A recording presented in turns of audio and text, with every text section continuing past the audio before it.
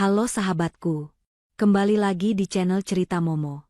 Apa jadinya kalau rumah hasil keringatmu sendiri, tiba-tiba dijual diam-diam oleh mertuamu hanya untuk melunasi hutang adik ipar yang hobi foya-foya? Pasti rasanya ingin meledak, kan? Tapi tunggu dulu, jangan emosi dulu. Karena di kisah kali ini, tokoh utama kita punya cara, balas dendam, yang sangat cerdas, tak terduga, dan pastinya bikin kita puas banget melihat akhirnya. Siap-siap dibuat melongo sama plot twistnya. Nah, sebelum kita masuk ke drama panasnya, yuk absen dulu. Jangan lupa tekan tombol like dan subscribe biar channel ini makin semangat update cerita seru buat kalian. Coba tulis nama kalian, asal kota, dan ketik hadir di kolom komentar di bawah ya. Aku mau sapa-sapa sahabat cerita Momo dari Sabang sampai Merauke. Sudah siap melihat mertua serakah kena batunya? Yuk, kita langsung masuk ke ceritanya.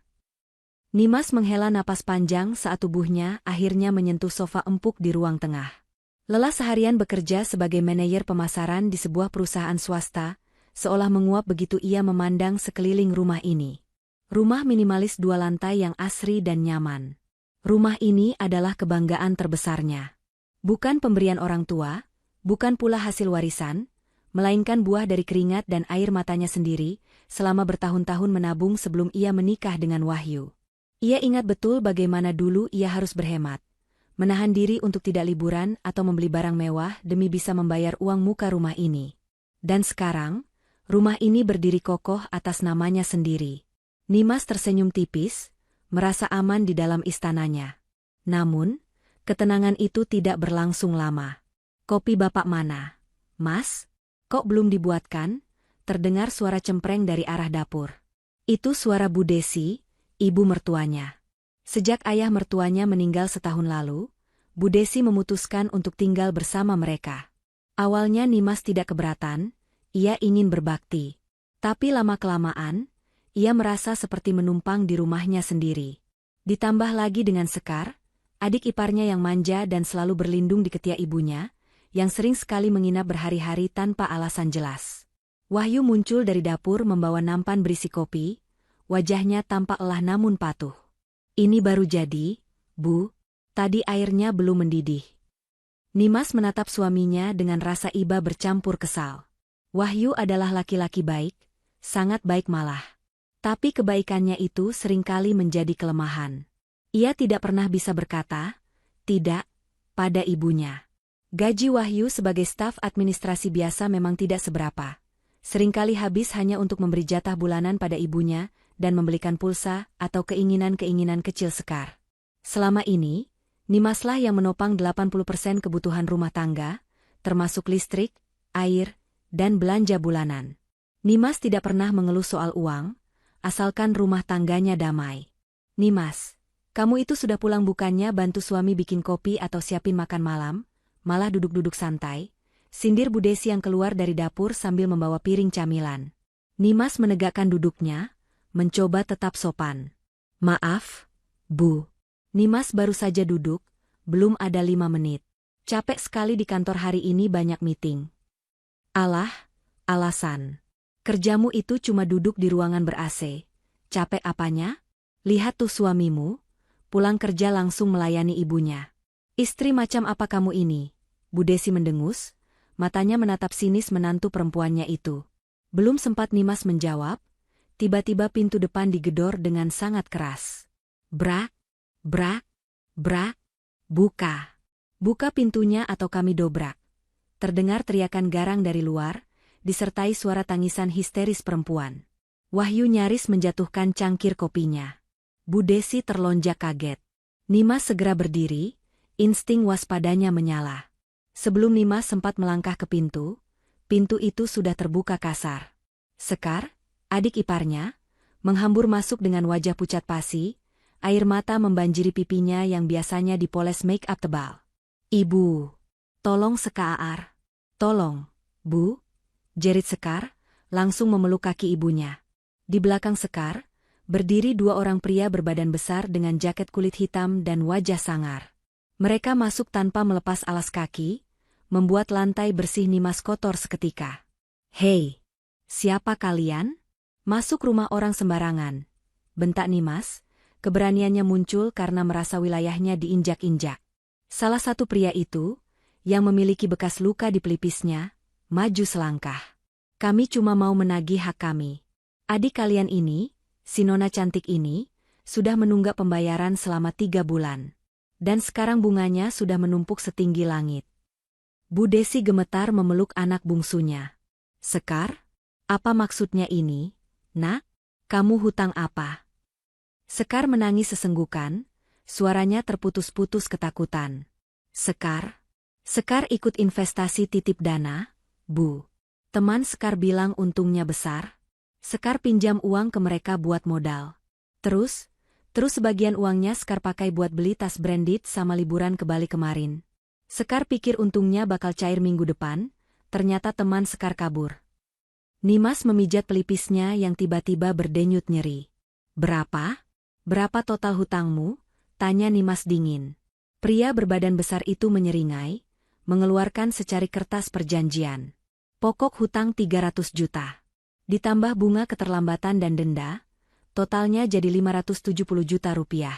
Harus lunas hari ini, atau kami akan bawa nona ini ke kantor kami untuk diurus lebih lanjut. 570 juta? Pekik Wahyu, wajahnya memucat seputih kertas. Dari mana kami punya uang sebanyak itu? Bu Desi menjerit histeris. Jangan bawa anak saya. Tolong, Pak, jangan sakiti Sekar. Kalau begitu bayar. Sekarang, bentak pria itu, memukul meja kaca di ruang tamu hingga retak.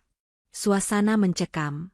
Sekar meraung-raung minta tolong, Wahyu tampak bingung dan ketakutan, sementara Bu Desi menangis sambil memeluk anaknya erat-erat. Nimas berdiri mematung, syok dengan nominal yang disebutkan. 500 miliar lebih hanya untuk gaya hidup dan kebodohan Sekar? Tiba-tiba, tangisan Bu Desi berhenti. Ia mendongak, matanya yang basah menatap lurus ke arah Nimas. Tatapan itu bukan tatapan memohon, melainkan tatapan menuntut. Tatapan seorang ibu yang akan mengorbankan apa saja demi anaknya, bahkan jika harus mengorbankan orang lain.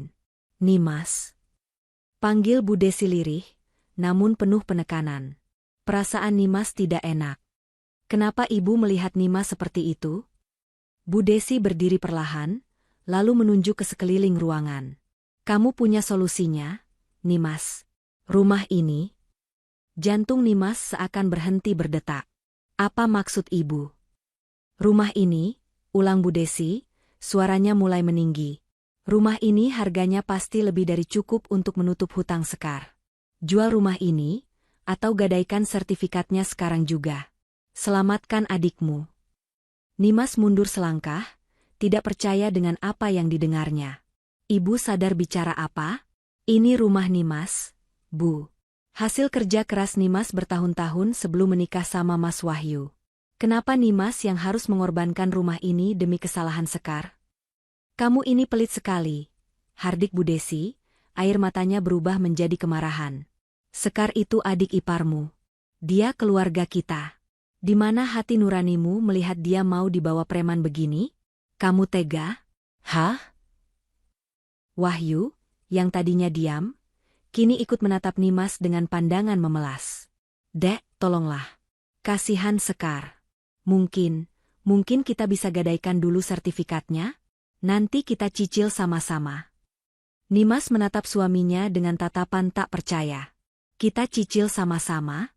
Mas, gaji Mas saja habis buat pegangan ibu sama rokok Mas sendiri. Mau nyicil pakai apa? Daun? Kurang ajar kamu ya, merendahkan suami sendiri. Bu Desi maju hendak menampar Nimas, tapi Nimas menepis tangan mertuanya itu. Nimas tidak akan menjual rumah ini. Titik. Nimas berkata tegas.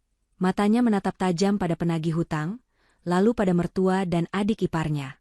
Urusan hutang Sekar adalah urusan dia pribadi. Jangan seret-seret aset saya. Dasar menantu durhaka. Orang kaya sombong. Teriak Bu Desi histeris. Sementara Sekar kembali menjerit ketakutan saat salah satu preman mulai menarik tangannya kasar. Waktu habis. Bawa dia, perintah preman itu. Tunggu, teriak Wahyu panik, lalu menatap Nimas dengan wajah memohon yang menyedihkan. Dek, Mas mohon. Sekali ini saja, Mas janji akan ganti. Selamatkan nyawa Sekar dulu. Nimas merasakan hatinya membeku. Di depannya bukan lagi keluarga, melainkan sekumpulan orang asing yang siap memangsanya hidup-hidup. Dan malam itu, ia sadar, pertempuran besar baru saja dimulai di dalam rumahnya sendiri. Ketegangan di ruang tamu itu memuncak hingga rasanya udara pun sulit dihirup. Teriakan Wahyu yang memohon membuat gerakan pria berjaket kulit itu terhenti sejenak. Pria itu menoleh, menatap Wahyu dengan pandangan meremehkan, lalu beralih menatap sekeliling rumah yang tampak mewah dan terawat. "Tunggu, Pak. Tolong beri kami waktu," seru Bu Desi. Tubuhnya gemetar hebat sambil mendekap Sekar yang sudah lemas seperti kain basah. "Kami pasti bayar. Lihat rumah ini rumah menantu saya. Harganya pasti cukup buat lunasin semuanya. Kami cuma butuh waktu buat jual atau gadai."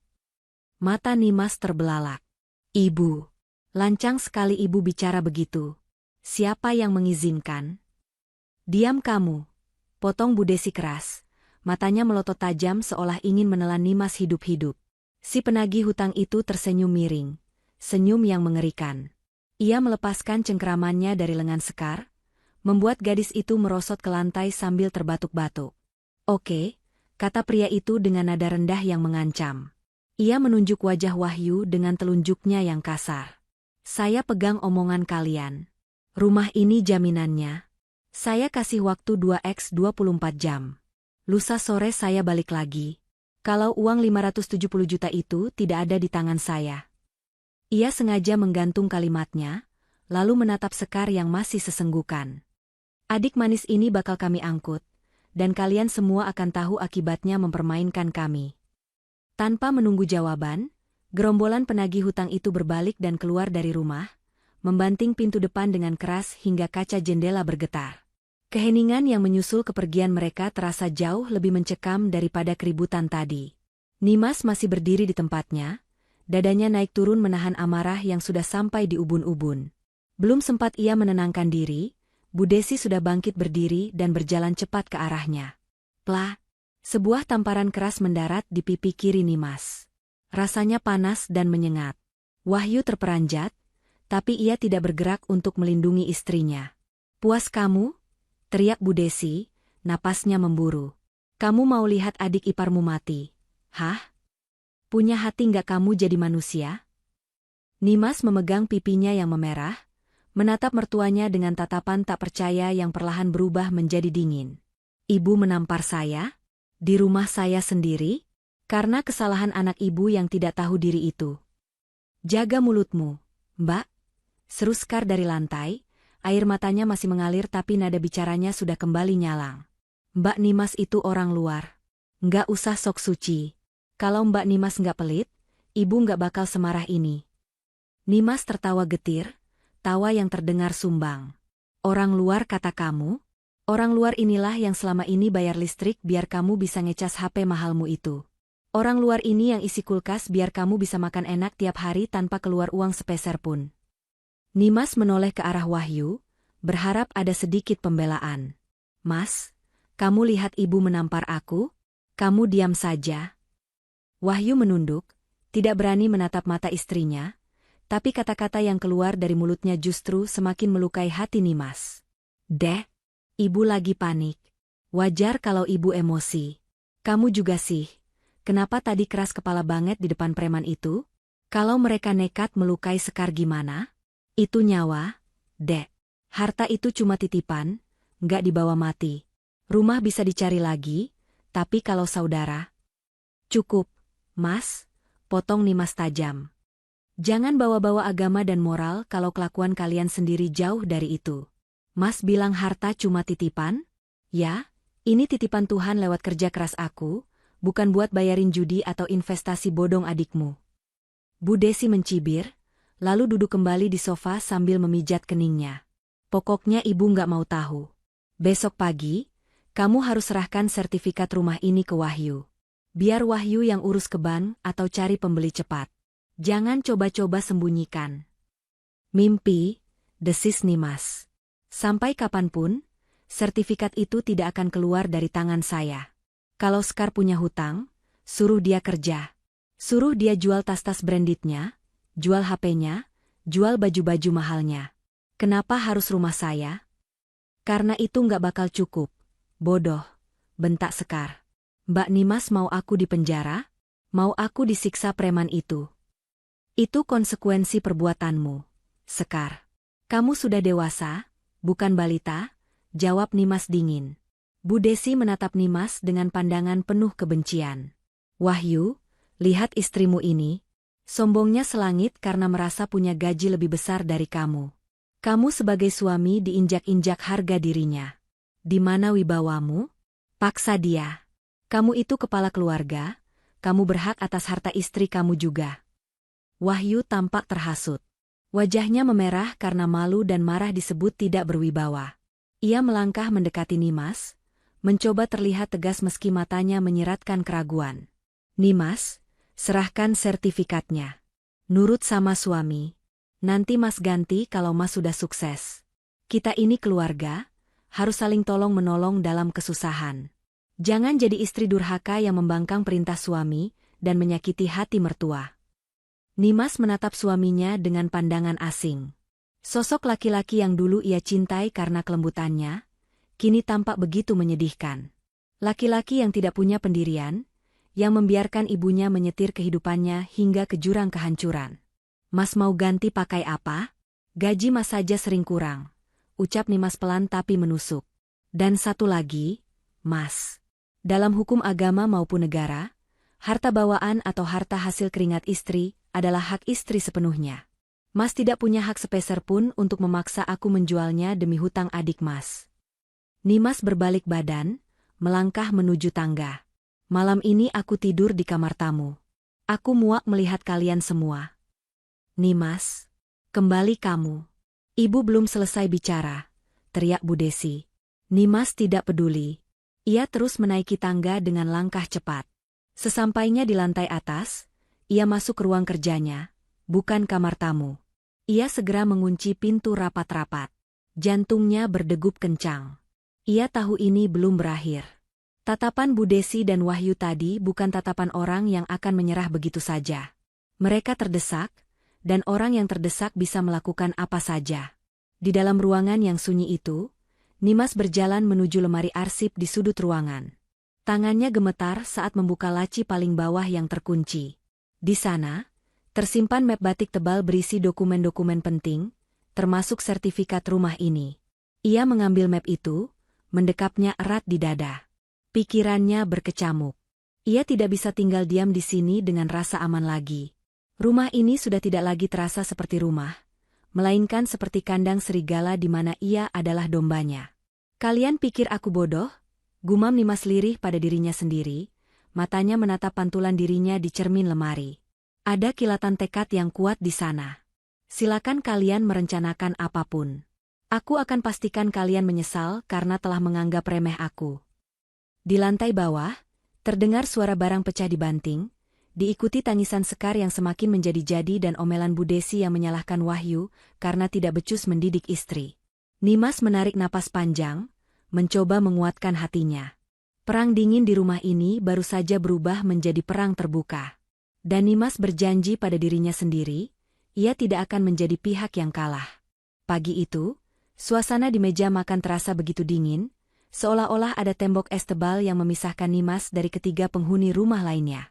Wahyu duduk sambil mengadu kopinya dengan tatapan kosong, sementara mata Sekar bengkak merah akibat menangis semalaman.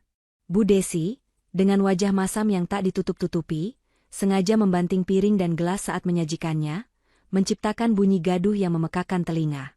Nimas turun dari lantai atas dengan setelan blazer rapi dan sebuah koper kabin di tangan kanannya. Suara roda koper yang bergesekan dengan lantai keramik membuat semua mata seketika tertuju padanya. Mau kemana kamu bawa koper pagi-pagi begini? Tanya Wahyu, suaranya parau. Ada kecemasan yang tersirat di matanya, mungkin takut Nimas benar-benar pergi meninggalkan rumah itu selamanya. Nimas tidak langsung menjawab. Ia meletakkan kopernya di dekat pintu depan, lalu memakai sepatu hak tingginya dengan tenang. Aku ada tugas dinas keluar kota. Ke Surabaya selama 2 hari. Ada klien penting yang harus kutemui. Dinas? Bu Desi mendengus kasar, Ia berkacak pinggang di ambang pintu dapur. Di saat genting begini kamu malah kelayapan? Adikmu mau dibunuh preman lusa nanti, kamu malah enak-enakan jalan-jalan. Memang dasar tidak punya empati. Nimas berdiri tegak, menatap ibu mertuanya datar. Ini pekerjaan saya, Bu. Sumber uang saya untuk bayar cicilan dan tagihan di rumah ini. Kalau saya tidak kerja, siapa yang mau bayar listrik bulan depan? Sekar? Sekar membuang muka, bibirnya mengerucut kesal.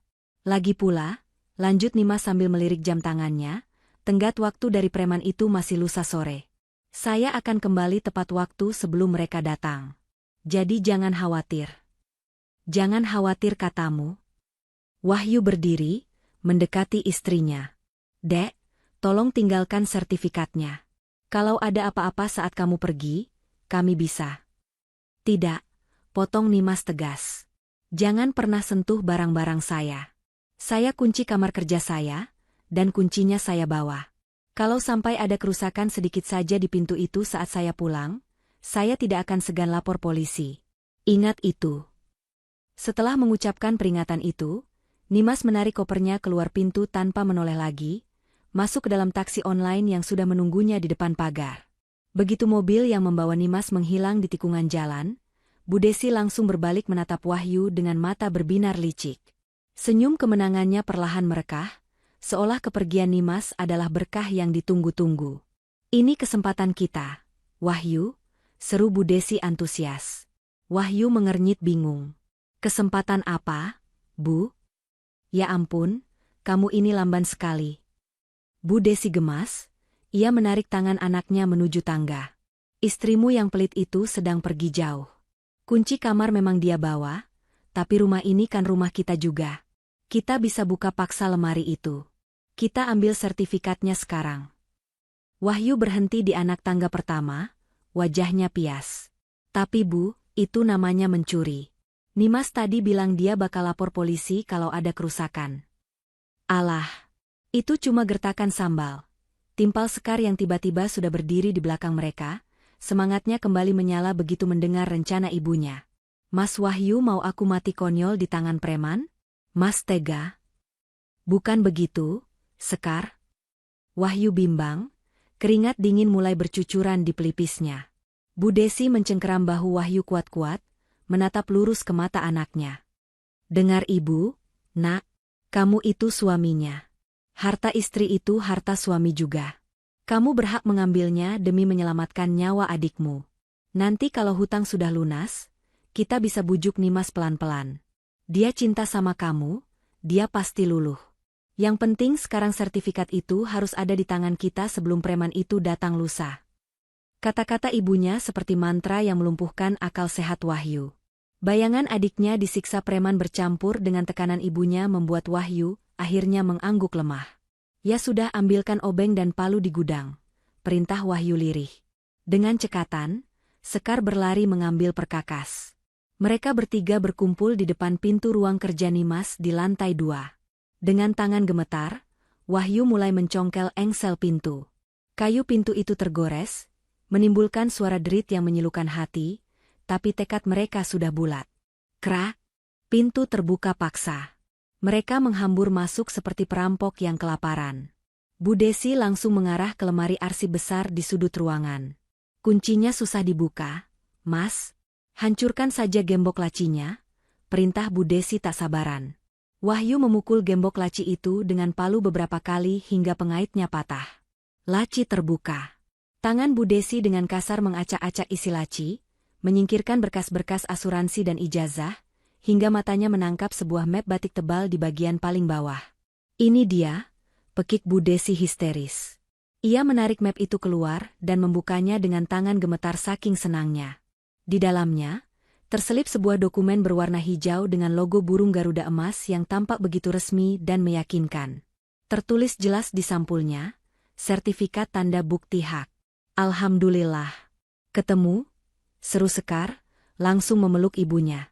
Kita selamat, Bu. Kita selamat.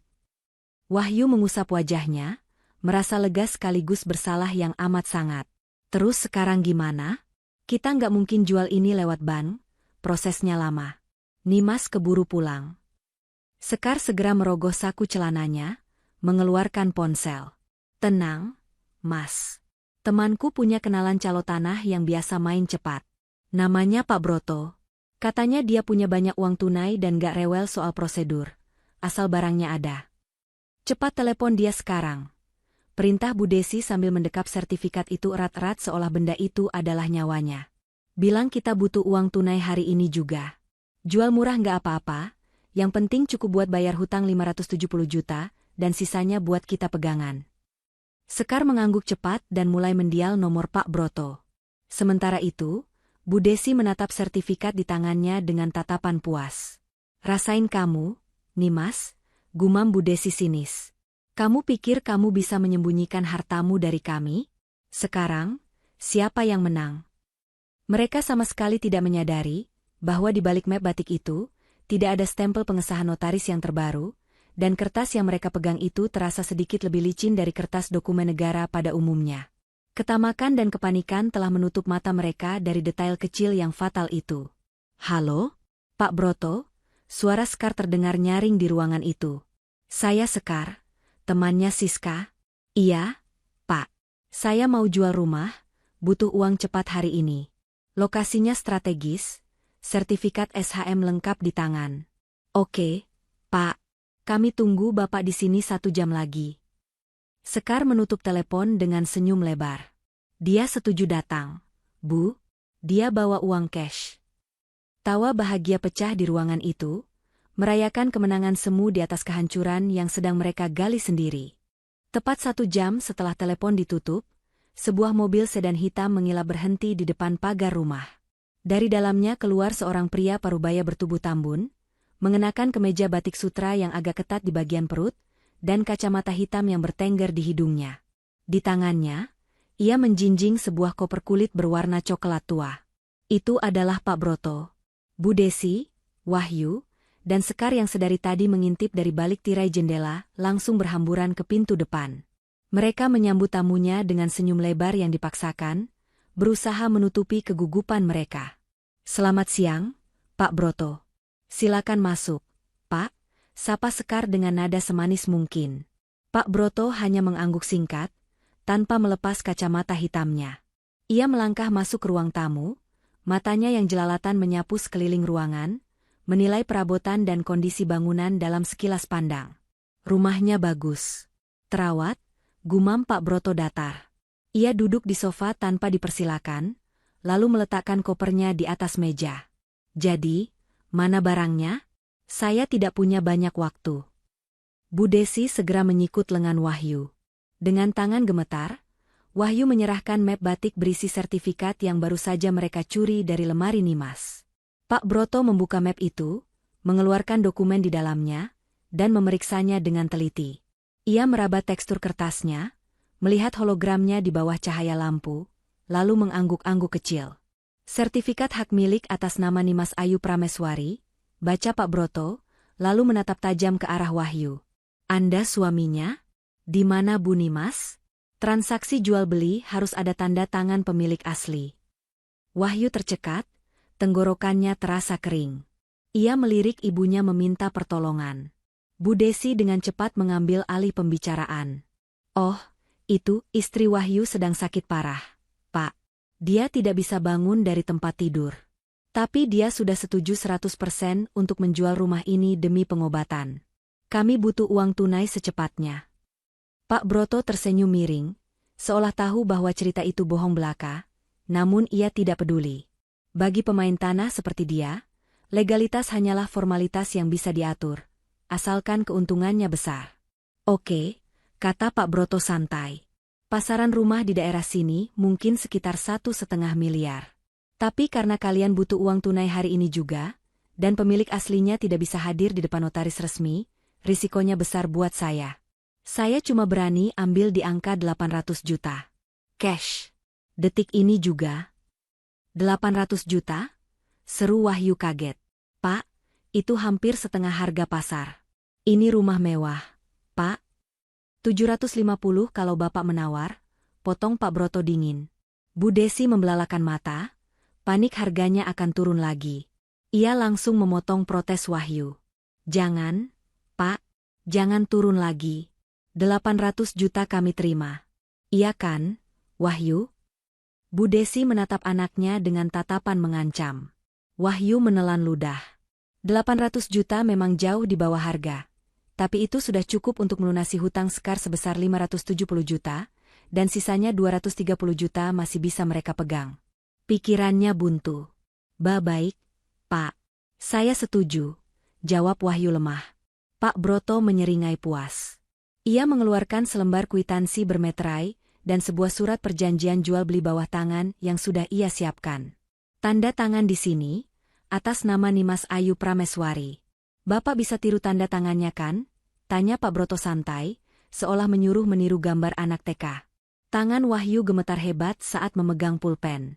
Ini adalah tindak kriminal murni. Pemalsuan dokumen. Keringat dingin menetes dari dahinya membasahi kertas. Cepat, Mas. Keburu Nimas pulang, bisik Sekar mendesak di telinganya. Dengan memejamkan mata sejenak, Wahyu menekan ujung pulpen ke atas kertas. Ia meniru tanda tangan Nimas yang sering ia lihat di buku tabungan istrinya. Goresan tinta itu menjadi bukti pengkhianatan terbesarnya sebagai seorang suami. Bagus, kata Pak Broto sambil menarik kertas itu. Ia kemudian memutar kunci kombinasi di koper kulitnya. Klik, koper terbuka. Mata Bu Desi, Wahyu, dan Sekar terbelalak lebar. Di dalam koper itu, tertata rapi tumpukan uang pecahan 100.000 rupiah yang diikat karet gelang. Baunya khas uang baru, bau yang memabukkan bagi mereka yang sedang terdesak. Silakan dihitung kalau tidak percaya. Total 800 juta rupiah, ujar Pak Broto sambil menutup kembali map sertifikat dan memasukkannya ke dalam tas kerjanya sendiri. Bu Desi tangannya gemetar ingin menyentuh uang itu. Tidak usah, Pak. Kami percaya sama Bapak. Bapak kan orang sibuk, mana mungkin menipu. Sebenarnya mereka bukan percaya, melainkan takut Pak Broto berubah pikiran jika transaksinya terlalu lama. Mereka ingin uang itu segera berpindah tangan. Pak Broto berdiri, merapikan jasnya. Senang berbisnis dengan kalian. Rumah ini sekarang milik saya. Saya beri waktu 1 minggu untuk kalian mengemasi barang-barang dan angkat kaki dari sini. Setelah itu, saya akan bawa tukang untuk renovasi. 1 minggu, protes Sekar. Atau mau keluar sekarang? Tantang Pak Broto. 1 minggu cukup, Pak. Sangat cukup. Sela Bu Desi cepat. Tanpa basa-basi lagi, Pak Broto menjinjing tas kerjanya yang kini berisi sertifikat rumah Nimas, lalu berjalan keluar menuju mobilnya. Wahyu mengantar sampai pagar, melihat mobil hitam itu melaju pergi membawa satu-satunya aset berharga yang dimiliki istrinya. Ketika Wahyu kembali masuk rumah, ia melihat pemandangan yang kontras dengan perasaannya yang gundah. Bu Desi dan Sekar sedang berpelukan sambil tertawa-tawa di depan koper uang yang terbuka. Sekar bahkan melemparkan beberapa gepok uang ke udara seperti hujan duit. Kita kaya, Mas. Kita kaya, sorak Sekar kegirangan. Hutang lunas, sisa uangnya masih banyak. Aku bisa beli tas baru lagi. Bu Desi menepuk tumpukan uang itu dengan bangga. Lihat kan, Wahyu, ibu bilang juga apa? Masalah selesai. Nimas itu cuma menang gertak. Sekarang rumah ini sudah jadi uang, dia nggak bisa apa-apa.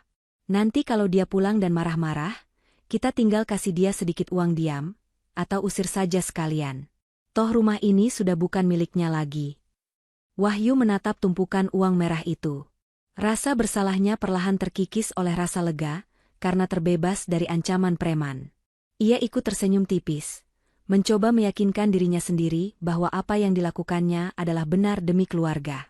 Iya, Bu. Yang penting Sekar selamat, gumam Wahyu. Mereka bertiga larut dalam euforia sesaat, merasa telah memenangkan pertarungan. Mereka tidak sadar bahwa kemenangan yang mereka rayakan di atas meja itu adalah awal dari kehancuran yang jauh lebih mengerikan daripada sekadar didatangi penagih hutang. Koper itu bukan berisi keselamatan, melainkan bom waktu yang siap meledak kapan saja. 2 hari berlalu dengan cepat. Matahari sore bersinar terik ketika taksi yang membawa Nimas berhenti di depan pagar rumahnya. Nimas turun dengan wajah segar, siap menghadapi perang lanjutan yang ia tahu belum usai.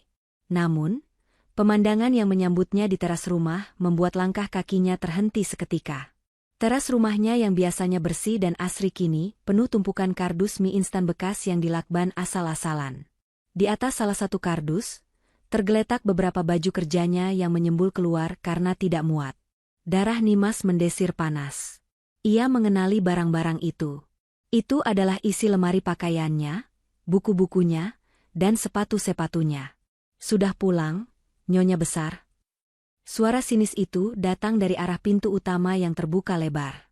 Bu Desi berdiri di sana sambil berkacak pinggang, mengenakan daster baru yang terlihat mencolok. Di belakangnya, Sekar sedang duduk santai di sofa sambil memegang kipas angin portabel, dan Wahyu tampak pura-pura sibuk dengan ponselnya, menghindari tatapan mata Nimas. Nimas melangkah masuk melewati tumpukan kardus itu, matanya menatap tajam ke arah mertuanya. Apa maksudnya ini, Bu? Kenapa barang-barang saya ada di luar? Itu tempat yang pantas buat kamu, jawab Bu Desi enteng, senyum mengejek tersungging di bibirnya. Rumah ini sudah bukan milikmu lagi. Jadi, penghuninya juga harus ganti. Nimas menaikkan satu alisnya. Bukan milik saya? Apa ibu lupa sertifikat rumah ini atas nama saya? Sekar tertawa cekikikan dari sofa. Aduh, Mbak Nimas ketinggalan berita banget sih. Sertifikat itu sudah berubah wujud. Mbak, jadi ini? Sekar menepuk sebuah koper kulit yang ada di atas meja. Koper itu adalah koper yang sama yang ditinggalkan Pak Broto 2 hari lalu. Wahyu, kasih tahu istrimu yang sombong ini, perintah Bu Desi. Wahyu akhirnya mendongak. Wajahnya campuran antara rasa bersalah dan kesombongan yang dipaksakan.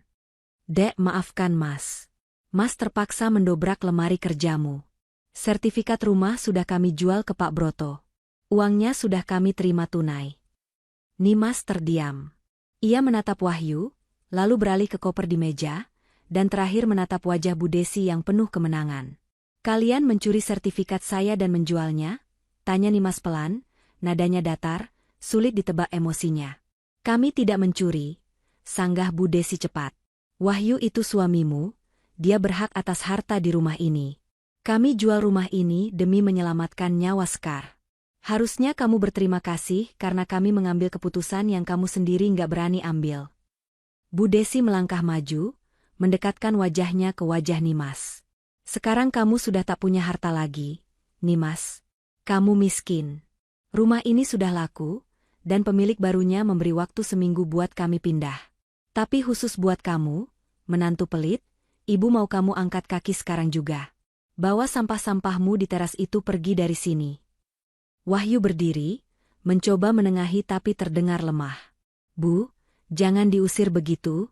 Nimas kan masih istri Wahyu. Istri macam apa yang mau membiarkan adik iparnya mati? Bentak Bu Desi. Lalu ia kembali menatap Nimas dengan tatapan merendahkan. Dengar ya, uang hasil jual rumah ini ada 800 juta. 570 juta buat bayar hutang Sekar. Sisanya buat kami modal hidup baru. Kamu nggak dapat sepeser pun. Anggap saja itu hukuman buat istri durhaka. Suasana hening sejenak. Bu Desi dan Sekar menunggu Nimas menangis, menjerit, atau mengamuk histeris seperti orang yang kehilangan segalanya. Mereka sudah menyiapkan mental untuk pertengkaran fisik. Tapi, yang terjadi justru sebaliknya. Bahu Nimas berguncang. Bukan karena isak tangis, melainkan tawa. Awalnya pelan, lalu semakin keras hingga menggema di ruang tamu itu. Nimas tertawa terbahak-bahak, seolah baru saja mendengar lelucon paling lucu di dunia. Hahaha. Astaga. Hahaha. Bu Desi mundur selangkah, keningnya berkerut bingung. Sekar berhenti mengipas dirinya. Wahyu menatap istrinya dengan ngeri, mengira Nimas sudah gila karena syok. Kenapa kamu ketawa? Hardik Bu Desi kesal. Kamu gila ya? Sadar, Nimas. Kamu itu sudah jadi gelandangan. Apanya yang lucu? Nimas perlahan menghentikan tawanya, menyeka sedikit air mata di sudut matanya, air mata karena terlalu banyak tertawa. Wajahnya berubah drastis, menjadi tenang, dingin, dan menusuk. Ia menatap satu persatu anggota keluarga itu dengan tatapan kasihan. Kalian benar-benar keluarga yang kompak, ucap Nimas sambil menggelengkan kepala. Ia berjalan mendekati koper uang itu, lalu menepuknya pelan. Kalian mencuri, memalsukan tanda tangan, dan menjual aset tanpa izin. Luar biasa. Itu urusan kami. Yang penting uangnya asli dan ada di sini. Seru Sekar defensif. Nimas tersenyum miring. Silakan nikmati kemenangan kalian yang cuma seumur jagung itu. Silakan bayar hutang Sekar, silakan foya-foya. Nimas berbalik badan, mengambil tas tangannya, dan berjalan menuju pintu keluar tanpa menoleh lagi ke arah Wahyu. Tunggu, panggil Wahyu. Kamu mau kemana, Dek? Nimas berhenti di ambang pintu, lalu menoleh sedikit ke belakang. Matanya menatap tajam, membuat bulu kuduk Wahyu meremang. Aku mau pergi ke tempat di mana orang-orang waras berada. Oh iya, satu hal lagi. Nimas menyeringai penuh arti. Kalian benar-benar tidak tahu apa yang kalian pegang, dan kalian sama sekali tidak tahu siapa yang sedang kalian hadapi. Maksudmu apa? Teriak Bu Desi, perasaannya tiba-tiba tidak enak. Kalian akan tahu jawabannya sebentar lagi. Selamat bersenang-senang dengan harta kalian, tutup Nimas. Ia melangkah keluar, mengabaikan barang-barangnya yang berserakan di teras. Ia tidak butuh baju-baju itu. Ia memesan taksi online lagi menuju hotel terdekat. Di dalam mobil, Nimas mengeluarkan ponselnya dan mengirim pesan singkat pada pengacaranya. Isi pesan, ikan sudah memakan umpannya. Siapkan berkas asli. Kita tunggu mereka hancur sendiri. Di dalam rumah, Bu Desi mendengus kasar, berusaha menepis perasaan was-was akibat ucapan Nimas tadi. Ah, dasar perempuan gila. Dia cuma mau menakut-nakuti kita biar kita nggak jadi bayar hutang Sekar. Jangan pedulikan omongannya. Sekar mengangguk setuju, matanya kembali berbinar menatap koper. Betul, Bu. Yang penting sekarang kita ke tempat Bang Tora. Kita lunasin hutangku, terus kita bebas. Mereka tidak sadar, tawa Nimas tadi adalah tawa perpisahan untuk kehidupan nyaman mereka yang akan segera berakhir dalam hitungan jam. Perjalanan menuju markas Bang Tora terasa begitu ringan bagi Bu Desi. Ia duduk di kursi belakang taksi online sambil memeluk erat koper coklat berisi uang itu, seolah-olah sedang memeluk cucu kesayangannya.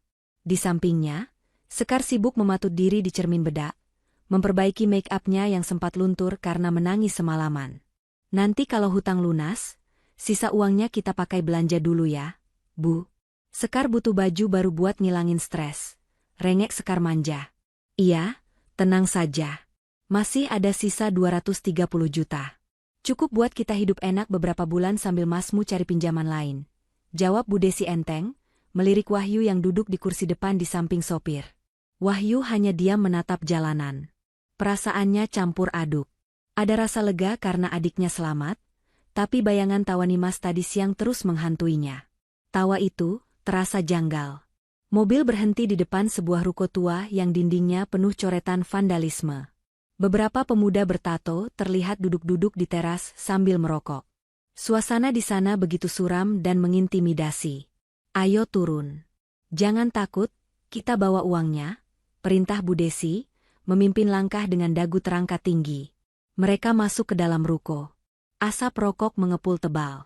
Di ujung ruangan, Bang Tora duduk di kursi besinya dengan kaki diangkat ke atas meja. Melihat kedatangan keluarga itu, ia tersenyum lebar, menampakkan gigi-giginya yang kuning. Wah, tepat waktu. Saya kira kalian kabur. Sapa Bang Tora, suaranya berat dan serak. Kami keluarga terhormat, bukan penipu, balas Bu Desi angkuh. Ia meletakkan koper itu di atas meja Bang Tora dengan bunyi gedebuk yang mantap. 570 juta. Lunas. Jangan ganggu anak saya lagi. Bang Tora memberi isyarat pada dua anak buahnya. Cek barangnya.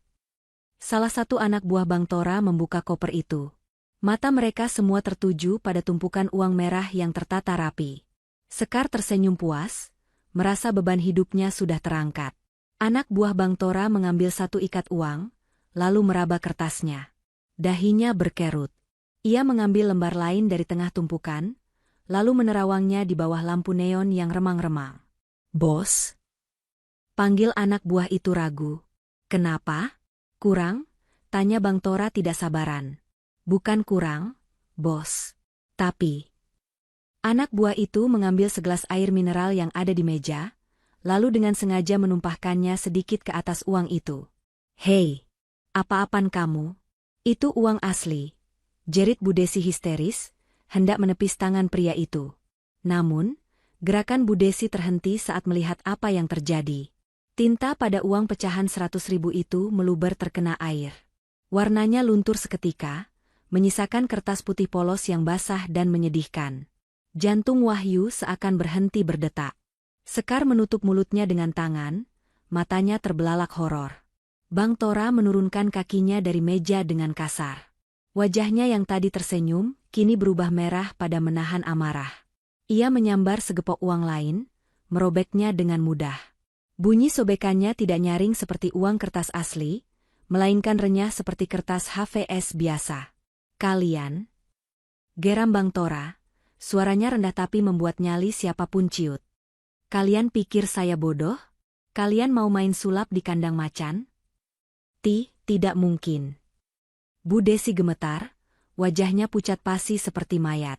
Ia menyambar uang-uang itu, memeriksanya satu persatu dengan panik. Tadi Pak Broto kasih uang asli. Saya lihat sendiri. Ini pasti tertukar. Wahyu, kenapa jadi begini?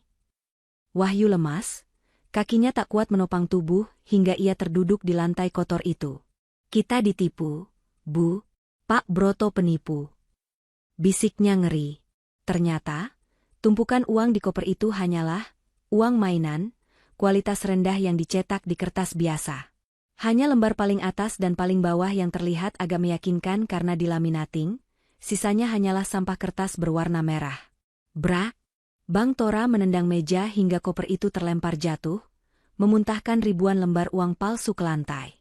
Kalian menghina saya? Raung Bang Tora. Dua anak buahnya langsung bergerak cepat. Mereka mencengkeram lengan Wahyu dan menyeretnya berdiri. Sementara itu, satu orang lainnya menangkap Sekar yang hendak lari. Ampun, Bang. Sumpah kami nggak tahu. Kami juga korban penipuan. Teriak Wahyu memohon, air mata ketakutan mulai mengalir. Saya nggak peduli kalian ditipu setan atau malaikat. Yang saya tahu, kalian datang ke sini bawa sampah buat bayar hutang. Bang Tora mencabut sebuah pisau lipat dari saku celananya, menancapkannya ke sandaran kursi kayu di dekat wajah Sekar. Ibu, tolong Sekar, Bu. Jerit Sekar histeris. Bu Desi berlutut di kaki Bang Tora, menyembah-nyembah. Bang, tolong kasih waktu lagi, Bang. Kami benar-benar jual rumah buat bayar abang, tapi pembelinya menipu kami. Tolong, Bang. Bang Tora menepis tangan Bu Desi dengan kakinya. Waktu kalian habis. Karena kalian sudah berani coba-coba menipu saya, aturannya berubah. Bang Tora memberi isyarat pada anak buahnya yang memegangi Sekar. Bawa perempuan ini ke gudang belakang. Kunci dia di sana. Jangan kasih makan minum sampai uang aslinya ada di meja ini. Jangan, teriak Bu Desi dan Wahyu bersamaan. Dengar baik-baik, bentak Bang Tora, menunjuk wajah Wahyu dengan telunjuknya yang keras. Adikmu saya sandera di sini. Saya kasih waktu 1x24 jam buat bawa uang asli 570 juta. Kalau lewat 1 menit saja, kalian cuma bakal terima mayatnya, atau mungkin dia sudah saya jual keluar pulau. Tapi kami sudah nggak punya apa-apa. Bang, rumah sudah dijual, uangnya palsu. Ratap Wahyu putus asa. Itu urusanmu. Mau rampok bang, mau jual ginjal, terserah. Pergi dari sini sekarang sebelum saya berubah pikiran dan menghabisi kalian semua saat ini juga. Anak buah Bang Tora menyeret Sekar yang meronta-ronta menuju pintu belakang yang gelap. Suara teriakan Sekar, Mas Wahyu, Ibu, jangan tinggalin Sekar. Menggema menyayat hati, sebelum akhirnya pintu besi itu ditutup dengan bunyi bam yang keras. Pergi, bentak Bang Tora lagi. Dua anak buahnya yang lain menyeret Bu Desi dan Wahyu keluar dari ruko, lalu melempar mereka ke jalan aspal yang panas. Bu Desi terguling di tanah, menangis meraung-raung memanggil nama anaknya. Wahyu duduk termangu dengan tatapan kosong, dikelilingi debu jalanan. Dunia mereka runtuh seketika. Kesombongan dan tawa mereka beberapa jam lalu kini berganti menjadi teror yang paling mengerikan. Wahyu, isak Bu Desi, mencengkeram ke meja anaknya. Adikmu disandera? Kita harus cari uang kemana lagi? Rumah sudah nggak ada. Kita sudah nggak punya apa-apa. Wahyu menoleh perlahan menatap ibunya. Di kepalanya terngiang kembali ucapan Nimas. Kalian benar-benar tidak tahu apa yang kalian pegang. Sekarang Wahyu tahu. Mereka memegang bom waktu yang sudah meledak. Dan yang lebih parah, mereka telah membuang satu-satunya orang yang mungkin bisa menolong mereka. Polisi. Gumam Wahyu tiba-tiba. Kita harus lapor polisi.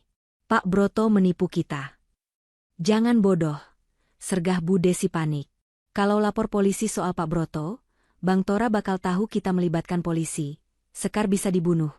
Lagian kita jual rumah itu pakai tanda tangan palsu kan? Kalau polisi tahu, kamu juga masuk penjara. Wahyu. Wahyu terdiam. Ia terjebak.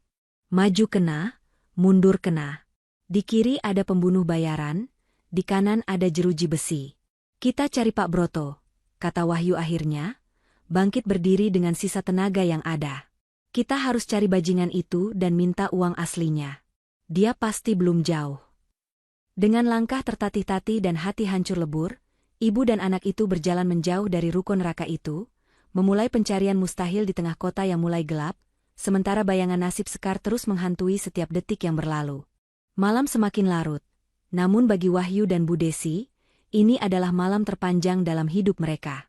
Lampu-lampu jalanan yang temaram seolah menertawakan nasib mereka yang kini luntang-lantung di pinggir trotoar.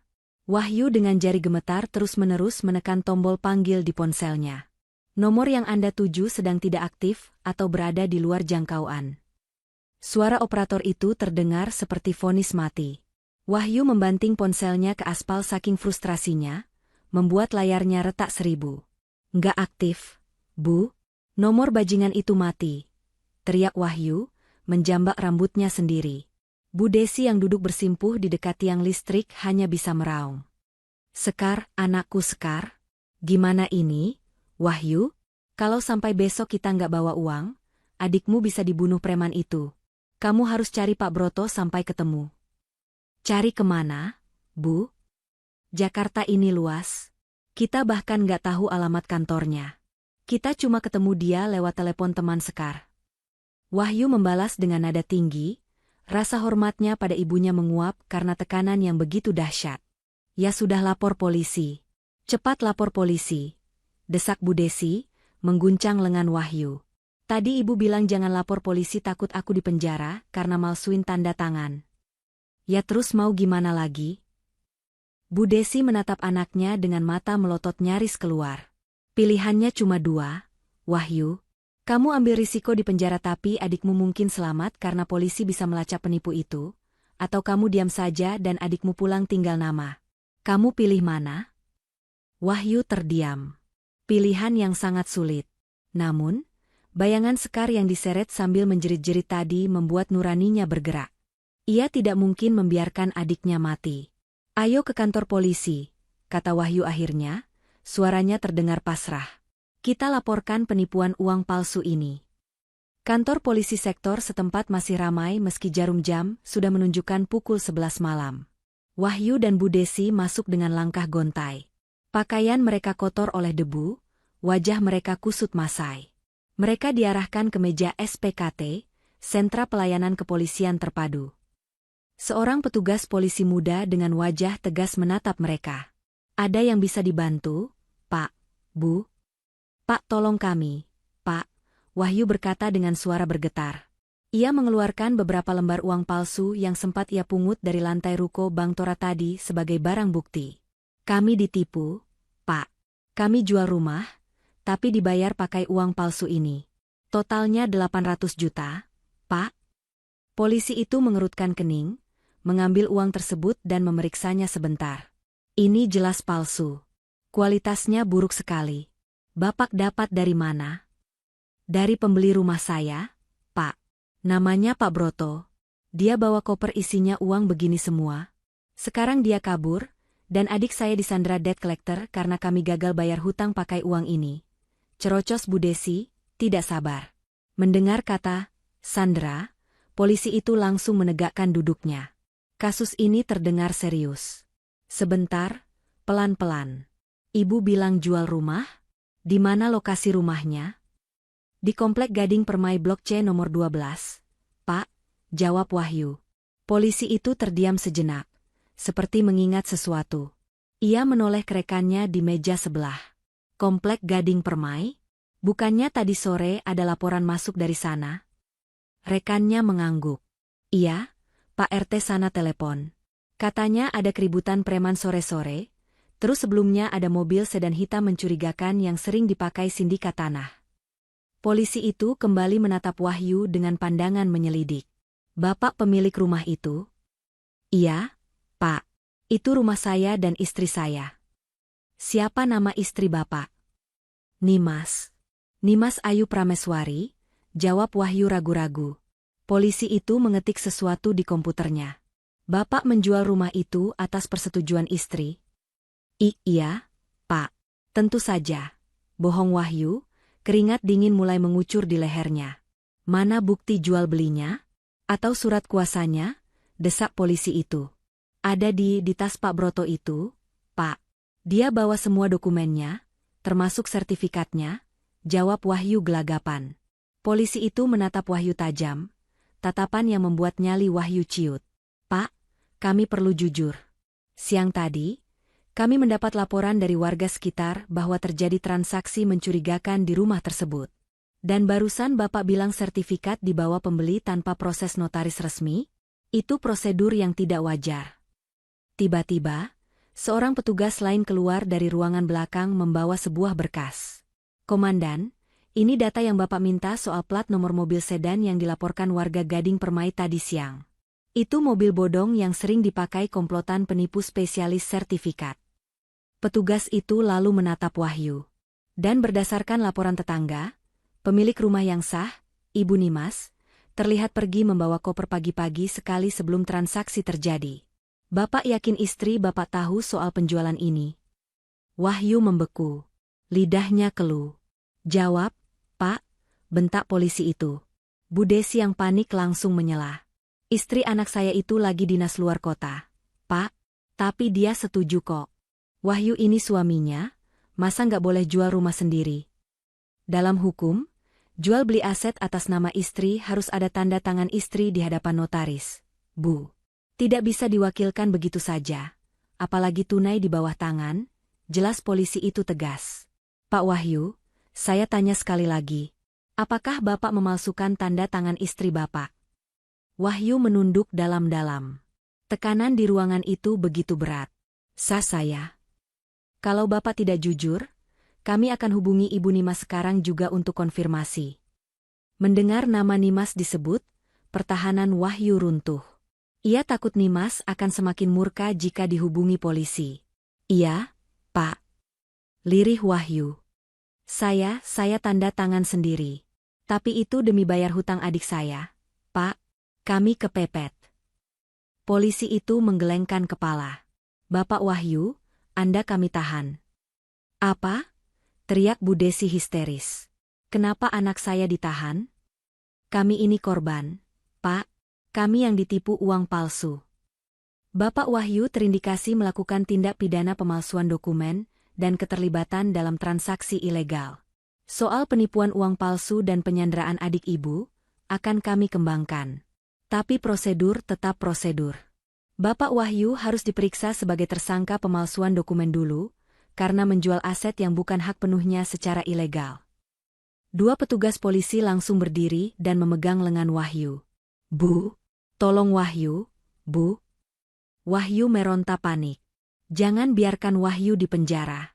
Bu Desi, lakukan sesuatu. Bu Desi menangis histeris, memukuli dada polisi yang menahan anaknya.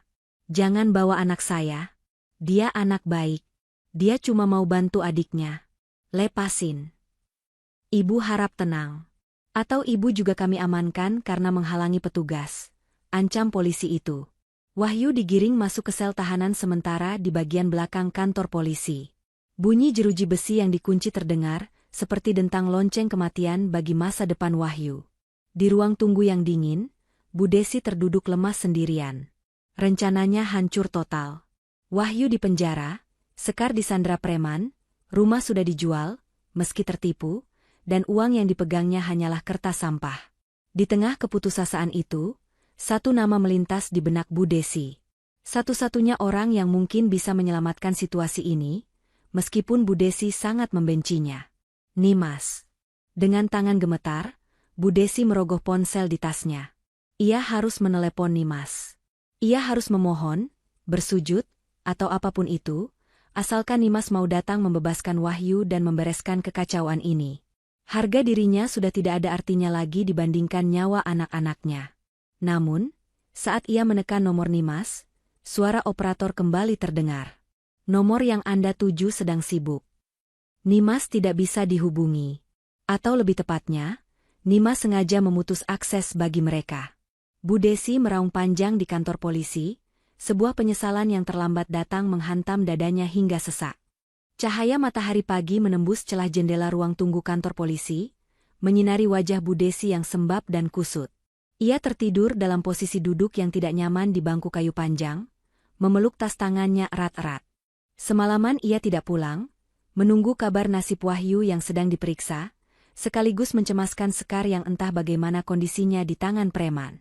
Suara langkah kaki yang tegas dan bunyi sepatu hak tinggi yang beradu dengan lantai keramik membangunkan Bu Desi dari tidur ayamnya. Ia mengerjap-ngerjapkan mata, mencoba memfokuskan pandangan. Di pintu masuk, Nimas berjalan masuk dengan anggun. Ia mengenakan kemeja putih bersih dipadu celana bahan hitam yang pas di tubuh, wajahnya segar meski tanpa senyum. Di sebelahnya berjalan seorang pria parubaya berjas rapi yang membawa tas kerja kulit, pengacara Nimas. Nimas, seru Bu Desi parau. Ia langsung bangkit dan berlari tertatih menghampiri menantunya itu. Nimas, akhirnya kamu datang. Tolong suami kamu, Nimas. Wahyu ditahan polisi. Kamu harus cabut laporan atau bilang kalau kamu mengizinkan dia jual rumah itu. Nimas berhenti melangkah, menatap mertuanya dengan pandangan dingin yang membuat nyali Bu Desi menciut. Ia tidak menjawab, melainkan menoleh pada pengacaranya. Pak Anton, tolong urus administrasinya. Saya ingin bertemu penyidik yang menangani kasus ini, ucap Nimas tenang. Baik, Bu Nimas, jawab pengacara itu sopan. Bu Desi mencoba meraih tangan Nimas, tapi Nimas mundur selangkah menghindar, seolah sentuhan Bu Desi adalah najis. Jangan sentuh saya, Bu. Saya kesini sebagai saksi korban dan pemilik aset yang sah, bukan sebagai penyelamat keluarga ibu, kata Nimas datar. Tegak kamu. Bu Desi mulai menangis lagi. Sekar disandra preman, Wahyu di penjara, dan kamu masih bersikap sombong begini? Di mana hati nuranimu? Hati nurani saya sudah mati saat ibu menampar saya demi membela anak ibu yang pencuri itu. Balas Nimas tajam, lalu berjalan melewati Bu Desi menuju meja penyidik. Beberapa saat kemudian, Nimas dipersilakan masuk ke ruang pemeriksaan. Di sana, Wahyu sudah duduk dengan wajah tertunduk, mengenakan baju tahanan oranye. Rambutnya acak-acakan, matanya merah. Melihat Nimas masuk, Wahyu langsung mendongak dengan tatapan penuh harap. Dek, Nimas. Suara Wahyu serak. Tolong Mas, Dek. Mas hilaf. Mas janji nggak akan ulangi lagi. Tolong bilang sama Pak Polisi kalau Mas nggak bersalah.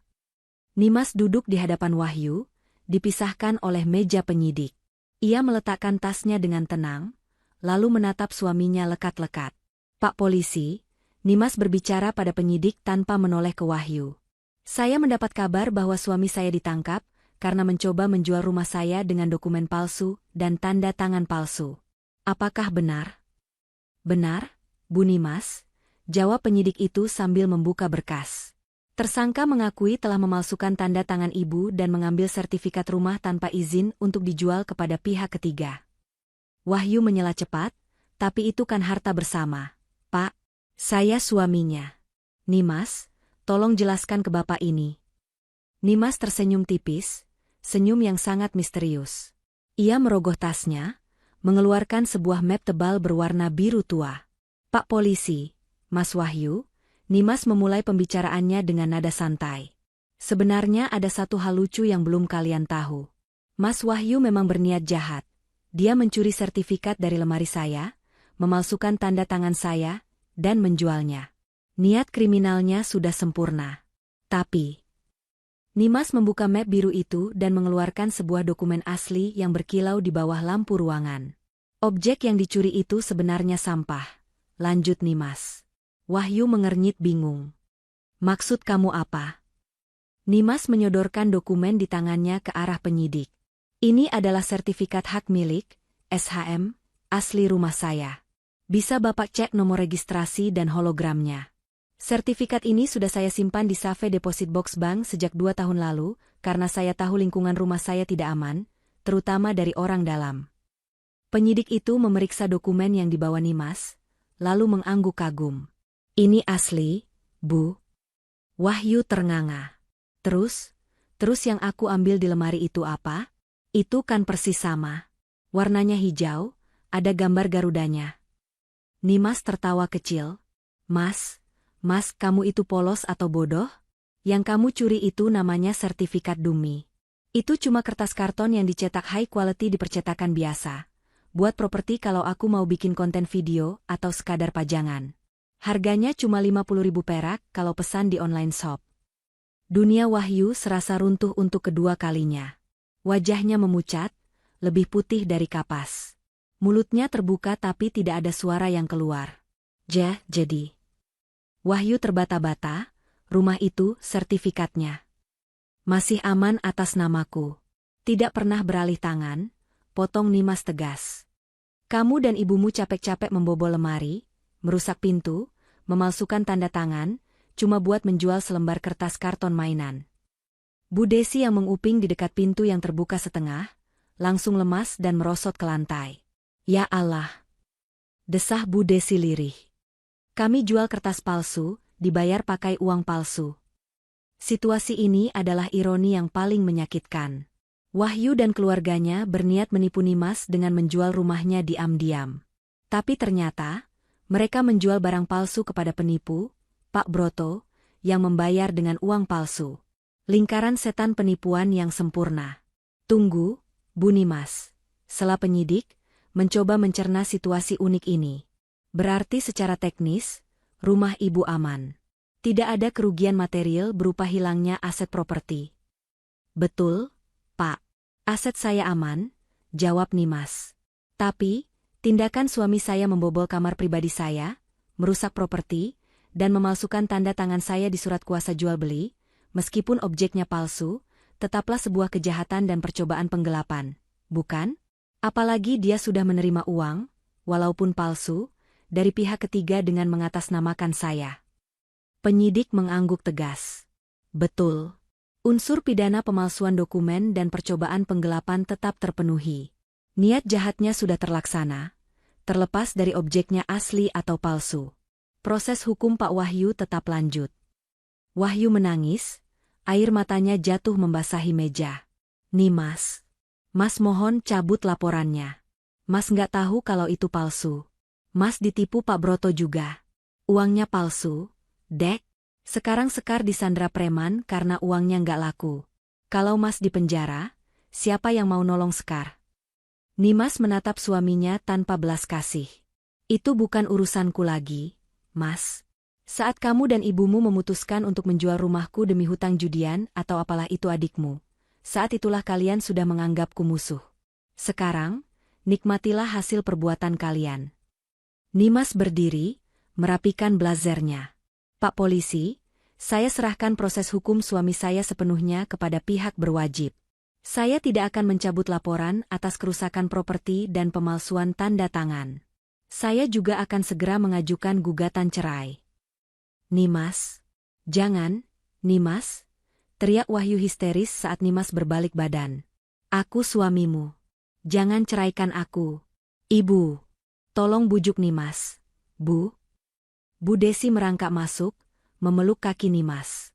Nimas, ibu minta maaf. Ibu salah. Tolong jangan begini. Kasihan Sekar, Nimas. Dia bisa mati kalau kita nggak bayar hutangnya hari ini. Pinjamkan kami uang, Nimas. Nanti ibu ganti seumur hidup ibu jadi pembantumu juga nggak apa-apa.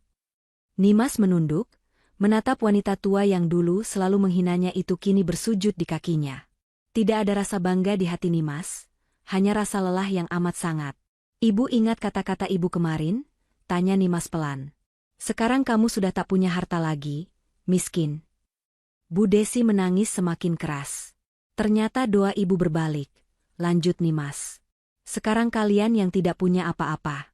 Rumah masih milik saya, uang saya aman. Justru kalian yang miskin, terjerat hukum, dan dikejar hutang. Maaf, Bu. Saya bukan ban berjalan. Uruslah masalah kalian sendiri. Nimas menarik kakinya dari pelukan Bu Desi, lalu berjalan keluar ruangan dengan kepala tegak, meninggalkan drama keluarga yang hancur lebur itu di belakang punggungnya. Ia sudah menang, tapi permainan belum benar-benar selesai bagi Wahyu dan keluarganya. Matahari sudah meninggi, namun bagi Bu Desi, dunia terasa gelap gulita. Setelah diusir secara halus namun menyakitkan oleh Nimas di kantor polisi, Bu Desi berjalan menyeret kakinya keluar gedung dengan tatapan kosong. Di dalam tasnya hanya tersisa uang receh dan beberapa perhiasan emas tua miliknya, gelang dan kalung yang ia gadang-gadang sebagai harta terakhir. Dengan tangan gemetar, ia mendatangi toko emas di pasar terdekat. Ia menjual semuanya. Cincin kawin almarhum suaminya, kalung pemberian Wahyu saat gaji pertama, semuanya dilepas. Totalnya jadi 12.500.000, Bu, kata pemilik toko emas datar. Bu Desi menerima uang itu dengan air mata bercucuran. 12 juta. Jumlah yang sangat jauh dari tuntutan Bang Tora yang meminta 570 juta. Uang ini bahkan tidak cukup untuk membayar bunga keterlambatan 1 hari pun. Ponselnya berdering. Nama, Bang Tora, muncul di layar. Jantung Bu Desi serasa mau copot. Halo, Bang. Sudah jam 12 siang, suara Bang Tora terdengar dingin dan kejam. Mana uangnya? Anak gadismu sudah bosan menangis di sini. Dia mulai diam. Biasanya kalau Sandra mulai diam, itu tanda-tanda dia sudah pasrah mau mati. Jangan, Bang. Ampun, jerit Bu Desi di pinggir jalan, membuat orang-orang menoleh heran. Saya sudah jual semua emas saya, tapi cuma dapat 12 juta. Tolong terima dulu, Bang. Sisanya saya cicil seumur hidup. Anak laki-laki saya ditahan polisi, saya janda tua, saya nggak punya siapa-siapa lagi. 12 juta? Bang Tora tertawa menghina. Itu cuma cukup buat beli rokok anak buah saya. Kau main-main sama saya. Hah? Demi Allah, Bang, rumah yang kami jual ternyata dibayar pakai uang palsu. Kami ditipu. Sertifikat yang kami jual juga ternyata palsu. Kami nggak dapat apa-apa. Di ujung telepon, hening sejenak. Lalu terdengar suara makian kasar. Jadi kalian benar-benar keluarga miskin yang sok kaya? Sialan. Buang-buang waktu saya saja Sandra sampah begini. Tolong lepaskan Sekar, Bang. Enak saja. Kalau nggak ada uang, nyawa bayarannya. Sambungan telepon putus. Bu Desi meraung putus asa. Ia tidak punya pilihan lain. Harga dirinya sudah hancur. Ketakutannya memuncak. Ia kembali berlari ke kantor polisi, menerobos masuk ruang SPKT sambil berteriak histeris. Pak polisi, tolong anak saya. Anak saya diculik preman. Dia mau dibunuh sekarang juga. Tolong Pak. Petugas yang tadi menangani Wahyu segera sigap. Laporan penculikan dengan ancaman pembunuhan adalah prioritas utama, jauh lebih mendesak daripada kasus penipuan atau pemalsuan. Polisi segera melacak sinyal ponsel Sekar yang terakhir aktif. Tim buser, buru sergap, disiapkan dalam hitungan menit. Sementara itu, di sebuah kafe seberang kantor polisi, Nimas duduk tenang sambil menyesap icet americanonya. Ia melihat keributan itu dari balik kaca jendela. Di hadapannya, Pak Anton, pengacaranya, baru saja menutup telepon. Berita bagus, Bu Nimas, kata Pak Anton tersenyum. Tim kepolisian baru saja menangkap Pak Broto dan komplotannya di sebuah hotel melati di pinggiran kota. Mereka terlacak berkat laporan warga soal mobil plat palsu itu, dan juga. Pak Anton merendahkan suaranya, informasi anonim yang kita berikan soal ciri-ciri pelaku. Nimas tersenyum tipis. Bagus. Jadi uang palsu dan sertifikat dumi itu ada di tangan polisi sekarang. Betul. Pak Broto tertangkap basah sedang mencoba menipu korban lain. Lucunya, saat diinterogasi awal, dia malah marah-marah mengaku ditipu oleh suami ibu karena menjual sertifikat palsu. Dia merasa rugi sudah bayar, uang cetak, mahal-mahal tapi dapat barang zong. Nimas tertawa kecil. Penipu ditipu penipu. Drama yang indah. Lalu soal Sekar? Tanya Pak Anton. Polisi pasti bergerak sekarang karena Bu Desi sudah melapor resmi soal penculikan. Sekar akan selamat, tapi... Nimas menatap lurus ke arah jalanan yang sibuk, mental dan nama baiknya tidak akan pernah selamat. Nimas meletakkan cangkir kopinya. Ayo, Pak Anton. Kita ke rumah. Saya harus membersihkan sampah yang tersisa di istana saya sebelum saya bisa tidur nyenyak malam ini. Sore harinya, operasi penggerebekan di ruko Bang Tora berlangsung tegang. Polisi mendobrak masuk dengan senjata lengkap. Para preman yang sedang asyik main kartu kaget bukan main dan mencoba melawan, namun segera dilumpuhkan. Di gudang belakang yang pengap dan bau apek, polisi menemukan Sekar terikat di kursi kayu. Wajahnya lusuh, matanya bengkak, dan tubuhnya gemetar hebat. Ia tidak terluka parah secara fisik, namun trauma hebat tergambar jelas di wajahnya. Saat melihat polisi masuk, Sekar pingsan saking syoknya. Bang Tora dan anak buahnya digelandang ke mobil polisi. Kasus hutang piutang Sekar kini berubah menjadi kasus pidana berat, penculikan dan penyekapan. Bu Desi yang menunggu di kantor polisi langsung memeluk Sekar begitu anaknya diturunkan dari ambulans untuk dimintai keterangan visum. Sekar? Anakku. Kamu selamat, nak? Tangis Bu Desi pecah. Sekar hanya diam. Tatapannya kosong. Bibirnya membisu. Gadis yang biasanya cerewet dan sombong itu, kini seperti raga tanpa jiwa. Ketakutan yang ia alami selama 24 jam terakhir, telah menghancurkan mentalnya. Namun, penderitaan Bu Desi belum berakhir. Seorang petugas polisi menghampirinya. Bu Desi, anak ibu, Sekar, aman sekarang. Tapi kasus hutangnya tetap berjalan secara perdata nanti. Dan untuk anak ibu yang satu lagi, Saudara Wahyu, proses hukumnya sudah naik ke tahap penyidikan. Dia resmi ditahan mulai hari ini di sel tahanan Polres untuk 20 hari ke depan atas kasus pemalsuan dokumen dan penipuan. Tapi Pak, Wahyu itu tulang punggung keluarga. Kalau dia di penjara, kami makan apa? Ratap Bu Desi. Itu bukan wewenang kami, Bu. Hukum tetap berjalan. Bu Desi lemas. Ia membawa Sekar yang masih linglung keluar dari kantor polisi. Mereka tidak punya uang, tidak punya kendaraan, dan Wahyu ada di penjara. Satu-satunya tempat tujuan mereka adalah pulang ke rumah. Rumah yang mereka pikir sudah dijual, tapi ternyata masih milik Nimas. Bu Desi berharap, setidaknya Nimas masih punya sedikit belas kasihan untuk membiarkan mereka menumpang tidur semalam saja. Dengan sisa uang hasil jual emas, mereka naik taksi kembali ke komplek perumahan. Sesampainya di depan rumah, Bu Desi terbelalak kaget. Pagar rumah tertutup rapat dan digembok dengan rantai baru yang besar. Di teras depan, tidak ada lagi tumpukan kardus barang-barang Nimas. Justru sebaliknya, di luar pagar, teronggok koper-koper baju milik Bu Desi, Wahyu, dan Sekar, serta perabotan kamar Bu Desi seperti kasur lipat dan lemari plastik. Semuanya ditumpuk seperti sampah di pinggir jalan. Apa-apaan ini?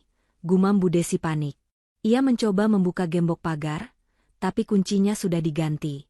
Ia memencet bel berkali-kali dengan brutal. Nimas, buka. Ini ibu. Sekar sakit, Nimas. Buka pintunya, teriak Bu Desi. Pintu utama rumah terbuka. Nimas keluar dengan santai, masih mengenakan pakaian kerjanya yang rapi. Ia tidak berjalan ke pagar, melainkan hanya berdiri di teras, menatap mertua dan adik iparnya dari kejauhan dengan tangan bersedekap. Di samping Nimas, berdiri dua orang satpam komplek yang berbadan tegap. Nimas, tegak kamu ya? Kenapa barang-barang ibu ditaruh di jalanan? Jerit Bu Desi dari balik pagar. Sekar di sebelahnya mulai menangis lirih melihat tas-tas brandednya tergeletak di atas tanah berdebu. Nimas berjalan pelan mendekati pagar, namun tetap menjaga jarak aman. Wajahnya datar, tanpa ekspresi marah, tapi sorot matanya tajam menusuk. Barang-barang itu ada di tempat yang seharusnya. Bu, di luar wilayah saya, ucap Nimas dingin. Ini rumah anakku juga. Rumah Wahyu. Balas Bu Desi tak mau kalah. Bukan, sanggah Nimas cepat. Secara hukum, sertifikat rumah ini 100% atas nama saya. Wahyu tidak punya andil 1 rupiah pun saat membelinya. Dan karena Wahyu sekarang adalah tersangka kriminal yang mencoba mencuri aset saya sudah mengajukan perlindungan hukum agar dia dan keluarganya dilarang mendekati properti saya. Nimas menoleh pada satpam di sebelahnya. Pak Satpam, tolong pastikan orang-orang ini tidak membuat keributan di komplek kita.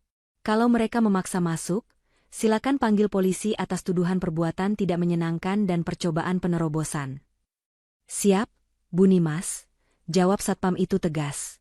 Bu Desi mencengkeram besi pagar, tubuhnya merosot perlahan. Harapannya musnah. Benteng pertahanan terakhirnya runtuh. Nimas, kami harus tidur di mana? Sekar trauma, Nimas. Wahyu di penjara, kami nggak punya uang. Suara Bu Desi berubah menjadi rintihan memilukan. Kami minta maaf, kami benar-benar minta maaf. Nimas menatap mereka berdua. Dulu, ia mungkin akan luluh. Dulu, ia akan membuka gerbang itu dan membiarkan dirinya diinjak-injak lagi demi bakti. Tapi hari ini, Nimas melihat 2 orang asing yang telah mencoba menghancurkan hidupnya demi keserakahan. Dunia ini luas, Bu. Pasti ada tempat untuk orang-orang seperti kalian, tapi bukan di sini, jawab Nimas final. Ia berbalik badan, melangkah kembali masuk ke dalam rumahnya yang hangat dan terang benderang. Pintu kayu jati yang kokoh itu tertutup perlahan, memisahkan kenyamanan hidup Nimas dengan kehancuran total yang dialami keluarga Wahyu di jalanan yang gelap dan dingin. Bam! Suara pintu terkunci dari dalam menjadi penanda akhir dari segala hubungan kekerabatan itu. 3 bulan berlalu sejak malam pengusiran itu. Udara di luar gedung pengadilan agama terasa begitu segar bagi Nimas. Langkah kakinya ringan saat ia menuruni tangga lobi, memegang erat sebuah map berisi akta cerai yang baru saja resmi diterimanya. Hakim telah mengetuk palu. Ikatan pernikahan antara dirinya dan Wahyu resmi putus, karena alasan tindak pidana yang dilakukan tergugat dan ketidakharmonisan yang tak bisa diperbaiki. Nimas menarik napas dalam-dalam, menghirup aroma kebebasan. Tidak ada lagi beban mertua yang menuntut, tidak ada lagi adik ipar benalu, dan tidak ada lagi suami yang tidak punya tulang punggung. Sementara itu, di sebuah rumah tahanan negara, rutan, yang lembab, Wahyu duduk meringkuk di sudut sel yang sempit. Rambutnya sudah digunduli, tubuhnya kurus kering. Ia baru saja menerima vonis hukuman penjara selama 2 tahun 6 bulan atas kasus pemalsuan dokumen dan keterlibatan dalam sindikat penipuan properti. Meski ia korban, tindakannya memalsukan tanda tangan tetap dihitung pidana. Wahyu menatap jeruji besi dengan tatapan kosong. Di tangannya, ia memegang selembar foto lusuh pernikahannya dengan Nimas, satu-satunya barang yang berhasil ia selundupkan. Penyesalan itu datang bagai ombak besar yang menghantam karang, namun karang itu sudah hancur lebur. Ia kehilangan istri yang mandiri dan setia, kehilangan rumah nyaman, dan kehilangan masa depannya, hanya demi menuruti ego ibunya dan gaya hidup adiknya. Nimas, bisiknya lirih, air mata menetes membasahi lantai semen yang dingin. Tidak ada yang menjawab panggilannya selain dengkuran narapidana lain. Di sudut kota lain, di sebuah gang sempit yang becek dan bau got, Bu Desi sedang menjemur pakaian di depan sebuah kamar petak kontrakan yang kumuh. Tangannya yang dulu halus karena rajin perawatan, kini kasar dan pecah-pecah akibat menjadi buruh cuci harian tetangga. Bu, lapar. Suara lemah itu datang dari dalam kamar. Sekar terbaring di atas kasur tipis tanpa dipan. Sejak kejadian penyekapan itu, Sekar berubah drastis. Ia menjadi penakut, paranoid, dan sering berteriak histeris jika mendengar suara pintu dibanting. Ia tidak berani keluar rumah, apalagi bekerja. Gadis yang dulu glowing dengan tas branded, kini kurus dan tak terurus. Bu Desi menghela napas berat, menyeka keringat di dahinya dengan punggung tangan. Sabar, nak. Ibu baru dapat upah nyuci 10.000. Nanti kita beli nasi bungkus bagi 2 ya. Bu Desi menatap langit yang mendung. Hatinya perih mengingat betapa nyamannya hidup mereka dulu di rumah Nimas. Makan enak tinggal ambil. Tidur di kasur empuk ber-AC, listrik dan air tidak pernah pusing memikirkan. Keserakahannya lah yang telah menendang mereka dari surga dunia itu, menuju neraka kemiskinan ini. Ia teringat Nimas, menantu yang dulu ia hina, miskin, saat diusir. Kini, kata-kata itu berbalik menampar wajahnya setiap detik. Merekalah yang miskin. Merekalah yang tidak punya harga diri. Kembali ke rumah mewah di Komplek Gading Permai. Nimas sedang berdiri di tengah ruangan bekas kamar Bu Desi. Ruangan itu kini sudah berubah total. Dindingnya dicat ulang dengan warna krim yang hangat, perabotannya diganti menjadi rak-rak buku dan peralatan olahraga. Nimas mengubah kamar bekas mertuanya menjadi ruang baca dan gym pribadi. Ia ingin menghapus jejak energi negatif yang pernah menghuni rumahnya. Nimas berjalan menuju perapian buatan di sudut ruang tamu. Di tangannya, ia memegang sisa sobekan, sertifikat Dumi, yang sempat dipungut polisi dari tas Pak Broto sebagai barang bukti, dan kini sudah dikembalikan padanya karena kasus sudah selesai. Ia menatap kertas karton hijau itu sambil tersenyum miring. Benda inilah yang menghancurkan satu keluarga yang serakah. Benda palsu yang mereka kejar mati-matian, hingga mengorbankan segalanya. Selamat tinggal, masa lalu, gumam Nimas. Ia menyalakan korek api, membakar ujung sertifikat palsu itu. Api melahap kertas itu dengan cepat, mengubahnya menjadi abu hitam yang rapuh. Nimas membuang sisa abunya ke tempat sampah, lalu menepuk tangannya bersih-bersih. Ponselnya berdering. Pesan masuk dari agen travel langganannya.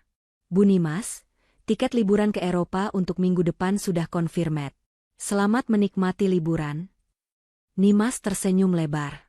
Ia mengambil tas kerjanya, melangkah keluar rumah dengan penuh percaya diri. Matahari sore menyinari wajahnya, seolah merestui awal hidup barunya yang cemerlang. Nimas menyalakan mesin mobil barunya, lalu melaju membelah jalanan ibu kota, meninggalkan Wahyu, Bu Desi, dan Sekar jauh di belakang sebagai kenangan buruk yang tak perlu diingat lagi. Mereka tidak tahu kalau Nimas sudah mempersiapkan segalanya.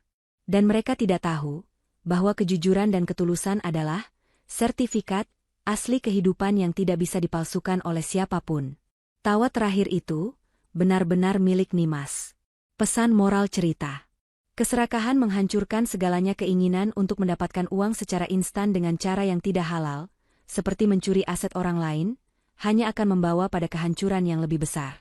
Bu Desi dan anak-anaknya kehilangan kenyamanan hidup, karena tidak pernah merasa cukup dan bersyukur.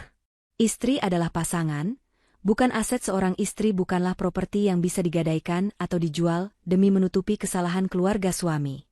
Menghormati hak milik pasangan adalah fondasi penting dalam pernikahan. Hati-hati dengan penampilan luar, jangan mudah tertipu oleh hal-hal yang tampak meyakinkan di permukaan, seperti sertifikat hijau atau tumpukan uang di koper. Baik Nimas, dengan sertifikat Dumi, maupun Pak Broto, dengan uang palsu, mengajarkan bahwa tidak semua yang berkilau itu emas. Telitilah sebelum bertindak. Kejahatan akan menuai balasannya. Setiap perbuatan jahat, sekecil apapun, pasti akan kembali kepada pelakunya. Karma bekerja dengan caranya sendiri, seringkali di waktu yang tak terduga.